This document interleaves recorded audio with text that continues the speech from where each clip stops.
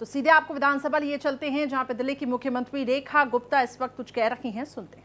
ना मरीजों के काम आ पाए, खरीद कर ली गई, लाखों रुपए का करोड़ों रुपए का घोटाला हो गया, आज भी वो अस्पतालों के गोदामों में पड़े हुए हैं। कितने शर्म की बात है। एक एक अस्पताल का गोदाम जाके खोल के देखिए, वहां पे क्या क्या पड़ा हुआ है, मिट्टी हो रहा है, परंतु इनके कान पे जूं नहीं रेंगती। कितनी बुरी स्थिति है। कितनी सारी बीपी मशीनें खरीदी गई, पेमेंट हो गई, परंतु कहां गई, कौन इस्तेमाल कर रहा है, कोई अकाउंटेबिलिटी नहीं है। कहां पे हो रहा है ये सब। ICU, CCU, operation theatre, MRI, सारी की सारी मशीनें, कोई रेट फिक्स नहीं है, कोई दर नहीं, कहां किस तरीके से खरीद हो रही है, कोई पूछने वाला नहीं था। मैं आपको बताना चाहती हूं, एक्ट, क्लिनिकल एस्टेब्लिशमेंट एक्ट 2010, जो कि कोर्ट के आदेशानुसार लागू कर दिया जाना चाहिए, वो एक्ट जिसके माध्यम से पूरा का पूरा हमारे क्लिनिक, हॉस्पिटल, लैब और जितने भी टेस्टिंग सेंटर्स हैं उनको रजिस्टर किया जाता है और मॉनिटर किया जाता है।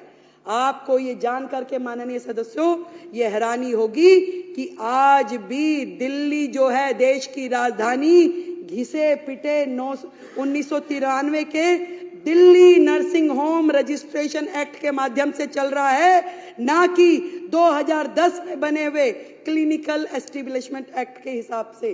क्योंकि इस पूरे एक्ट के माध्यम से अगर चलते तो वहां पे बहुत सारी चीजों की जवाबदेही तय हो जाती, परंतु पुराने नियमों के अनुसार जब वो काम कर रहे तो उनको कोई मतलब ही नहीं, क्योंकि बहुत सारी चीजें उसमें कवर ही नहीं होती। जो मर्जी करें, कोई पूछने वाला नहीं है। जबकि माननीय हाई कोर्ट ने मई 2022 के में यह निर्देश दिया कि भाई आपको केवल सीईए एक्ट के अनुसार काम करना है, परंतु इस सरकार ने उस एक्ट को लागू ही नहीं किया, उनके हेल्थ मिनिस्टर ने उसे लागू ही नहीं किया।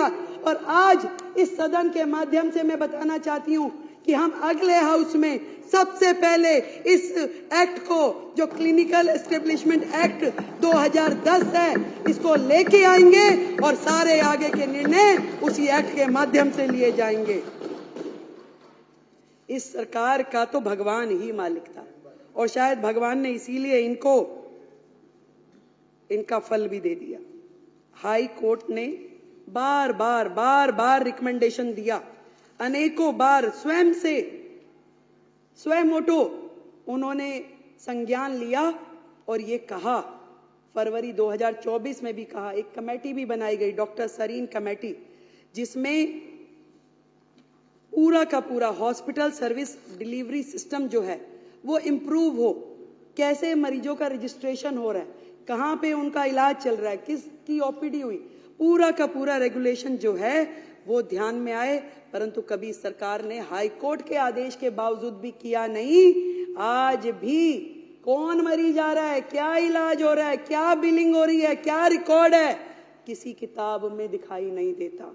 हाई कोर्ट के आदेशानुसार, उसके कहने के बावजूद उन्होंने स्वयं मोटो रिकमेंडेशन दिया कि आपका स्वास्थ्य विभाग गलत काम कर रहा है, जीरो है, इस पे लागू की जाए डॉक्टर सरीन कमेटी की रिपोर्ट्स, परंतु केजरीवाल और उनकी सरकार ने इसे लागू नहीं किया।